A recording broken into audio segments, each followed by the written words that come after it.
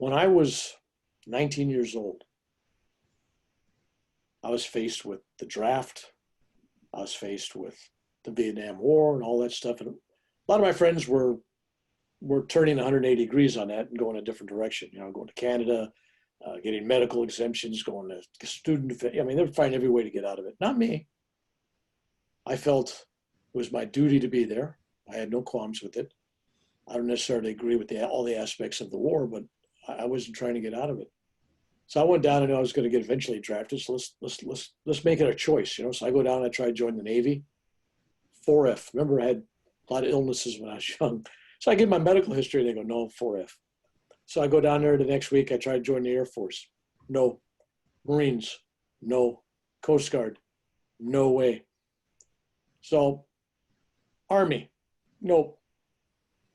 So I go down and I join the Merchant Marine, Military Sea Transportation Service out of San Francisco.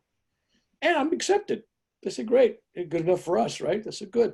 They said, we got a ship. We're going to go to Vietnam on this ship. And all you got to do to get on this ship is you need some documentation from your draft board that you checked in with them and they're okay with you being out of country for this period of time. I said, no sweat. I just failed the physical. Hell, this is good, right? So I call the draft board and they go, report tomorrow morning at 4:30 in the morning. I go, 4:30 in the morning? They go, yeah.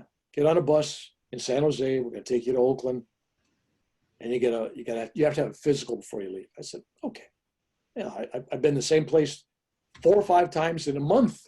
In fact, I was just there the week before. So it's like same doctor, same place. I go, hey, what's the results, right? So I go there. Unbeknownst to me, the draft board sent me there as volunteer draftee, meaning I'm going to get a draft physical and I'm gone, right? I go, what? So I didn't know that. I thought I was just getting this status thing. So I go there and I give the same information, present the same body, same medical, everything. And the guy looks at me and says, trying to get out of this, huh, punk? Not on my watch. 1A, you're good enough for the Army. Uncle Sam loves you, right? I go, what? Same guy said 4F before, right? I'm going, so that shows you how that works, right? Basically, the only question, when I said something like, really? He says, put up your hands. I put my hands and he says, got 10 of them, right? And I go, yeah, that's good enough. You can pull a trigger. Get out of here. So next thing I know, I'm getting drafted. So then I joined. I said, you can't draft me. I joined. So that's how I got into the Army. But when I went to Vietnam, there was a part of me that knew not only was my destiny, my fate, my dharma, this was the path I had to go. Reasons I didn't really fully understand at the time. But I also knew that somebody was looking after me. Somebody was my shield. I'm not going to worry about it. So I got a lot of medals. I'll be honest with you. I got a lot of medals for so-called bravery in Vietnam, and I don't deserve any of them because, to me, the guy that's afraid and scared because he doesn't know if he's going to get killed or wounded or blown up or whatever, and he goes out there and does something in spite of his fears, that's a brave man. He's a hero. But if you go over there knowing nothing's happening to me, I'm coming back, I'm protected, that's not bravery. That's just doing your duty. I mean, some people can make an argument on that, but I'm saying, no, I don't see myself as that brave person because I always know somebody's going to take care of me. And then I have this attitude, and what's the worst that can happen? They kill me. Been there, done that. I had a near-death experience when I was a child, so I go, that's okay too. So nothing scared me. It was like, all right, if they kill me, they kill me. If they don't, they don't. When I went there, I had vowed to listen to that inner voice.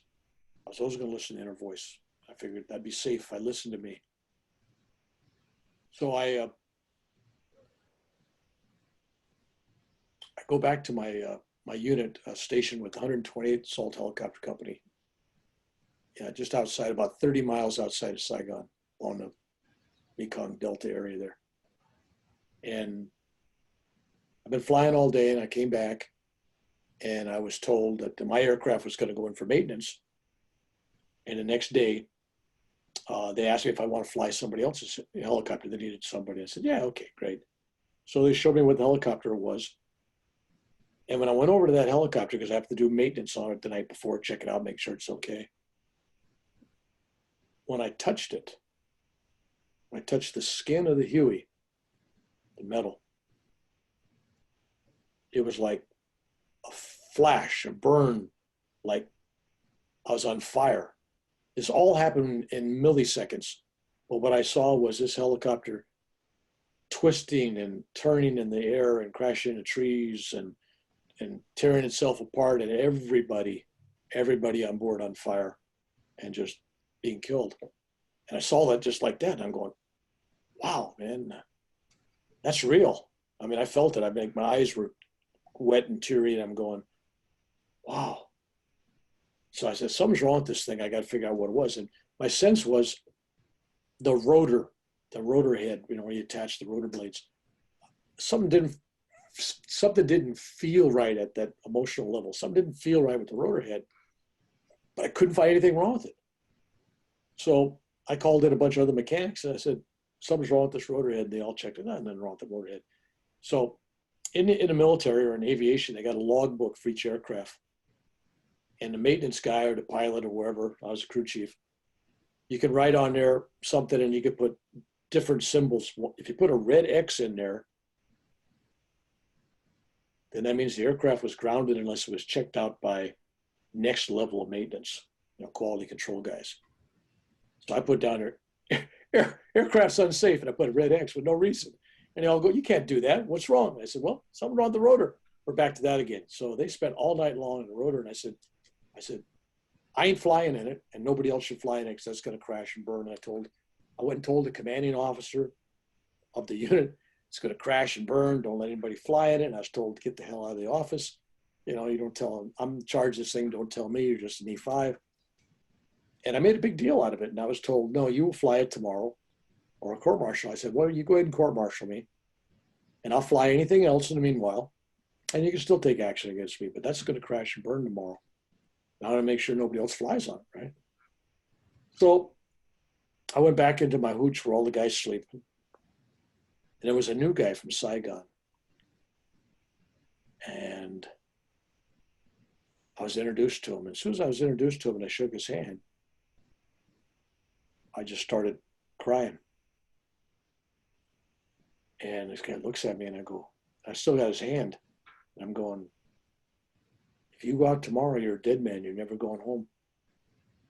The guy looked at me and took his hand away. He goes, you crazy son of a gun. So he said something harsher than that. But anyway, you son of a gun. So, and all my friends, everybody looks at me like, boy, Bill's been here too long. You know, what's wrong with him? But I said, no. If you get on there and fly that aircraft, I told him which one. If you get on and fly that aircraft tomorrow, whoever goes with you is not coming back. I said, he says, well, I ain't flying anywhere. I'm a new guy. I don't even have any flight equipment. I haven't had a flight physical. I said, well, if they ask you, don't volunteer. Don't go on that aircraft. And then everybody got quiet and kind of laughed behind my back, thought I was crazy, man. And so the next morning, I went out there and we were flying on a combat mission. And they didn't have a full crew for the other aircraft. So it was sitting there because they needed some gunners. They didn't have them. So we left. I was feeling good. The aircraft was there. When we came back, it was gone. So during the daytime, they got this guy to volunteer to go out as a door cutter. And by the time I got back, I went to the CEO. I said, where's the aircraft? Well, it's late. It's only 2 hours overdue. I said, 2 hours in a helicopter? I mean, you only carry a couple 100 gallons of gas. You can't go 2 hours running around the sky. You got to be someplace down on the ground, right? Well, we'll wait till we get, I said, you should be out there looking for it. It's crashed. It's burned. They're dead. So later on, they come and got me because my regular pilot was going on this mission. They said, let's bring Mac. He seems to know everything. Maybe he knows where it's at. They had no clue where it's at. So we get up in the air and the pilots all look at me very jokingly, like making fun of me. And they go, okay, Mac, it'll be McDonald, Mac. Okay, Mac, which direction? And I just point. I go, there, that way, right? They go, as good as any other direction, right? So they take off. We're flying for about 15, 20 minutes. And all of a sudden, in the twilight, it was starting to get dark. We see a forest fire. in the distance. And I said, head for that.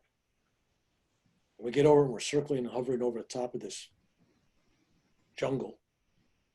And below us is pieces of helicopter. And I think there was 8 bodies and none of them alive, right? So I told the pilots, you know, why don't you pull over? I'll go down a rope. I'll take my weapon. I'll check, see if anybody's alive. And it didn't look healthy to do. Nobody, no. So they made me stay in the helicopter. I was willing to go down there and look. So we flew back. They sent out some ground troops the next day. They found the guys. So what happened was exactly what I said happened. The thing crashed, it burned, everybody was dead. The next morning, I find myself with 2 CID, kind of like NCIS. The Army's got CID, I think that's what they're called, some initial. They're their investigative arm.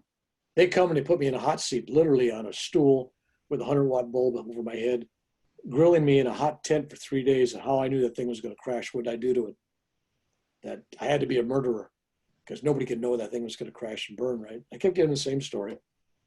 And they couldn't show that I ever touched the helicopter after everybody inspected it. And so I said, we're going to be watching you for the rest of your life. And you're going to turn around one day and we're going to arrest you. You're going to be in Leavenworth for murder. You killed all these guys. So I had it hanging over my head, right? Everybody thinking, what happened? Well, 3 weeks later, they find out what the problem was, but nobody told me until I published my first book. And the guy in my company says, hey, I went on archives, military archives, and I found that helicopter, and they have the reason down that it crashed, and it was just done days after they talked to you. And it shows that it was the part of the rotary head. There was some part of the rotary head, just like I told them it was the rotary head caused the crash. And I knew that, and it took them 3 weeks to figure it out, right? And then 40 some years, nobody told me. They just had that hanging over my head. And the reason I know that they had it written down and it was a file was that in 2012, 14, some period of time in there, I got a telephone call on my landline and I saw where it was coming from. It said Langley, Virginia. I go, what? So I pick up the phone and answer it because they didn't like a robocall. And this guy was he was a contractor for the CIA out of Langley, Virginia. That's all he could tell me. I said, okay, well, what do you want? Well, we want to know how you did this and that. You want to know about that? He says, I got your file in front of me, and he talked about that. And we got your file in here, how you did this and that. And then the same where the bullets missed you and all. He had all this stuff on me. And I'm going, oh, can I get a copy of that file? And they go, oh, no, this is top secret. I said, well, is it about me? He goes, yeah, it's all about you. And I said, it's all about me and I can't see my own file? He said, well, you can get something. It's going to be, everything will be redacted but your name. And I said, but you got access to it. He says, well, yeah, well, it's a different story, you know. I said, okay. They were trying to duplicate what I was doing in Vietnam with physics, money, science, technology, right? You got it? Technology. Like the guy says, how'd you do it? I said, I tell you what, you fly me out to Langley, Virginia. I'll give you guys a meditation class and we'll learn Kriya Yoga. And after that, they had no interest in me at all. They thought I was going to give them some great secrets because they had this company had a $28 million budget to study people like me. And when he said people like me, I said, what do you mean people like me? Well, you're not the only one. I said, what do you mean? And then he kind of shut up and then they hung up and everything. Then I found out, I met this guy, David Morehouse, who was part of Stargate at Stanford University, where they were doing remote viewing. And he alluded to something that they were trying to build some kind of a special forces unit that was psychics, you know, small units that had training both in military, but also using psychic abilities. It was not officially codenamed Jedi Warrior, but the people I talked to, we all call it the Jedi Warrior Project because I kind of like it's what it is. But I don't think they call it that because that'd give me a giveaway. It must be some stupid name, you know, some dumb name. But anyway, so something was going on out there. I knew it because when I got that, I'm going, wait a minute. They poobah'd me. They interviewed me after all these weird things I did in Vietnam. If I had a weird thing, they'd be asking questions. Treated me like an idiot. Never broke me. And then they filed a file. They had a report on it all. And there was actually a file, which I have no access to, apparently. So it's like, there are things that happened in Vietnam. One of the things that the guy was asking me on the phone from the CIA was about the incident with, I had a guy empty a round of rounds right at me, 18 rounds. One round hit me in the chest protector right in the heart. And the other 17 rounds came out the other side of the helicopter. So this is an interesting story I'll tell you about. I'm on this helicopter and we go into this LZ landing zone and there's a big battle going on. And 9 helicopters were there before us and they all had taken hits. So they all went back with limited damages. And the gunships that were there to protect them, with the missiles and machine guns, they all left too. So we were the last helicopter. And we had the commander for the Arvin Rangers down below. Arvin is the Army Republic of Vietnam. So these were South Vietnamese Rangers. And we had their commander on our aircraft. And he was flying above the battlefield where they were engaged fighting, actually, supposedly NVA, with the regular army of North Vietnam instead of just VC. So that's what we were told. There's supposedly 500 of these guys, and they were outnumbered the Arvins. So we had to get down. They said, okay, we got to get down. The commander's got to get down with his troops. So we're coming down, and we got orders as we're coming out of the sky. There's 500 bad guys on the ground, right? We're the only helicopter in the sky. Now we're going slow enough to land. Everybody's shooting at us. 500 rounds coming at a time. They're bang, bang, bang. It hits all over the place. And I got orders, do not fire back because it's friendlies on the ground. Do not return fire. So I'm sitting here behind this machine gun. Can't do nothing. Just so we hit the ground. This commander gets out and he turns around, walks, I don't know, maybe 10, 15 feet, turns around, has a clip in his, I don't know if he had a Browning automatic. He had some kind of automatic weapon, could be an AK-47. He had this automatic weapon and it looked like an 18-round clip in it. And when I turn around to look at him, he's taking aim directly at me, right at the chest. Now I'm thinking, this guy's ground commander for those guys. What's he do shooting at me? It turns out he's a double agent, right? He's working both sides. You don't know whose side this guy's on, but nobody else is looking at him except me and him. Except my pilot in the front seat turned around and saw the guy shooting at me. So when I turn around and look at him, all I see is light coming at me. Light, like a beam of light.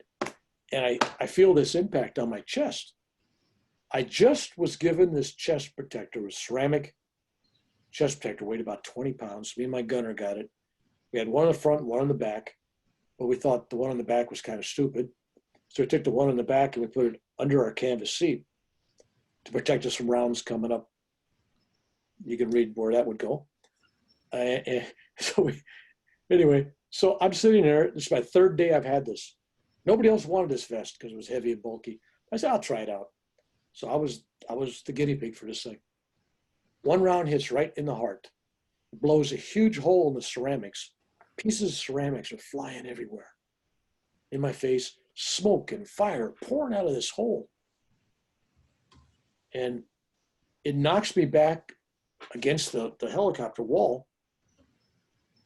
At the same time, the cord, there's a cord that, like this cord here, cord goes to the helmet. And that's your communications. And I was listening to all this Army talk and stuff. And of course, knowing me, I was probably listening to Armed Forces radio, Rolling Stones playing or something crazy rock and roll. But anyway, all of a sudden it's dead quiet.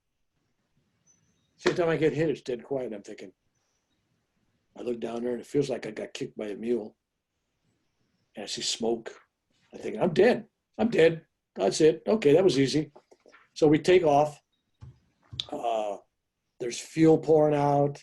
There's hydraulic fluid pouring out. There's oil pouring. This thing's riddled. There's holes everywhere. Everything's pouring out. We got no control. So we just go a football field away, maybe 2 football fields away from the battle. And we make an unscheduled landing in the middle of the field.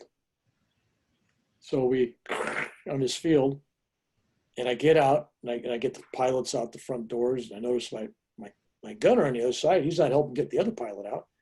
So I get everybody out, and then I look at him, and he's slumped over his gun, his M60 machine gun. Now we're sitting on opposite sides of the helicopter, back to back. In the middle, there's a transmission, and there's a wall. All right, so you got to picture that. On the other side of the helicopter, he's slumped over, and he's got 17 holes in him. There's 17 holes in the wall behind him, silhouetted where his body's at. And if you took a laser beam or something, or a straight line from where he's sitting and where I sit, we're back to back, except we're separated by 7 feet or 6 feet or whatever it is. So we're back to back. So when these guys fired the rounds at me, one hits me in the heart, the other 17 rounds didn't enter on my side at all. Not one entry hole. On his side, there's 17 exit holes. Plus, you got this steel transmission in the middle. Like, how's it get through that? So somehow they fire. One hits me. The other 17 come out the other side. They're all torn up like shrapnel. And they tore up his back and his shoulder and his butt. And he's bleeding really good. There's tons of blood. So my adrenaline's kicking. I have to admit, my adrenaline's kicking now. I'm going, okay, man, they're picking on me. This is serious stuff, right? So we got to get away from the helicopter because, the bad guys are going to come looking for you at the helicopter. So I throw this guy on my shoulders. And he was about 150 pounds, but I was about 150 pounds. So that was a workout because I'm running with this guy. I'm running with a 150-pound guy across my shoulders, full speed. I'm almost keeping up with the pilots. And nobody else was offering to help me. It was like, so I got him, and I just, this dead fireman carry, right? So I get far enough away, and I set him down, and then a gunship comes in, and the gunship's only got room for a couple guys. They can't take that much weight. So I throw the wounded guy on. I'm wounded too. I got a wound in the hand, but nobody pays attention. So the company commander, who was my pilot, he goes, I'm going with him. I got to get back. And he leaves me and the captain there. We're going, they go, no more room, no more room. And they take off. Instead of like in the movies where they would throw chairs out and stuff out to make, they leave me there, right? I'm going, wow. So we're watching them say, take off and fly away. And we're all alone in this jungle now, 2 of us. And between us and the bad guys, it's nothing. There's just trees. So I go back to helicopter. I'm thinking, well, I ain't gonna let him come and get me. I'm going down with the fight. So I take my machine gun off the helicopter, and I took my special loading of ammo. I had this stuff set up for combat assaults where normally it's like every 5th round you put a tracer. I don't know if you know anything about machine guns, but every 5th round, a tracer comes out. So you see that red. But every time you see that red, there's 4 other bullets in between. Most people don't know that. And that tracer, if you're firing a machine gun, then you can adjust, you know where your rounds are going, so you can adjust your aim. Because you don't aim like you look, you just general direction. So tracers are used to define where you're shooting. And so what me and my gunner did, we took all the tracers and we put them on a 2,000 round belt. So when you fired, it was 2,000 tracers with solid stream of fire coming out. So we figured, well, the enemy's going to see this thing. My God, look at the firepower he's got. It's not just every 5th round. This is solid, right? So it was a psychological thing. And so I put that on my shoulder. I clipped it in there at 2,000 rounds. I put my M60 on my hip. And you might see guys do that in the movies, and you think it's really a heavy weapon. I mean, it's not lightweight, as I found out. And so instead of retreating and hiding, I told the captain, follow me, cover my back. All he had was a 45. So follow me. He thought I was crazy, but he didn't want to be left alone, so he followed me. So I march into the jungle. When I get close enough, I open my thing up and I just go, and there's tree branches falling down, there's leaves, there's crazy stuff going on, and I'm tearing up the jungle. Now, apparently, the bad guys, the NVA, the VC, whoever they were, they're thinking that is one crazy guy, man. That's one crazy guy. Nobody's charging. They all disperse. They're all like, this is a crazy guy out there with a machine gun. This is nuts, right? Nobody attacks. You're one guy. If you can count the other guy, okay, maybe there's two guys. There's two guys taking on 500 guys. You just don't do that. That's not in your management journal. Like if you're taking a book, okay, if you're ever in combat, if it's 500 to 2, attack. That's the attack. No, there's no rules about that. So I'm firing, but I didn't know that when you're on the ground, normal infantrymen, they see a tracer come out, they let off the trigger, they stop. Not like in the movie. That's movies. Because the barrel heats up. So when you see the tracer, not only tells you where you're going, but then you let up. You let them shoot bursts of 5. And then you got a canteen of water on the barrel or put another barrel on it or, all kinds of stuff. I didn't know that because I was on a helicopter. I could fire all day long. I'm going 100 miles an hour. That's air cooled. I got a rotor going around, fan, it's cooling it. So on a helicopter, I could fire all day long. But on the ground, within a very short period of time, this gun fired 750 rounds a minute. Okay, big rounds. So I'm letting off 90 seconds, over 1,000 rounds. Click, the barrel goes red, white, hot, and the barrel actually bent. And then I go, holy cow, now what do I do? I'm sorry, King's X, don't shoot. I was only teasing. Anyway, so I backed out and we spent the rest of the day escaping and bailing. But meanwhile, 8 hours later, we finally got rescued. They got the helicopter back. Long story, I got put in for some medals. But that's not the point of the story. The point of the story is when they brought that helicopter back out of the jungle and they looked at my side, they couldn't find any entry holes or any reason why there should be 17 exit holes on the other side.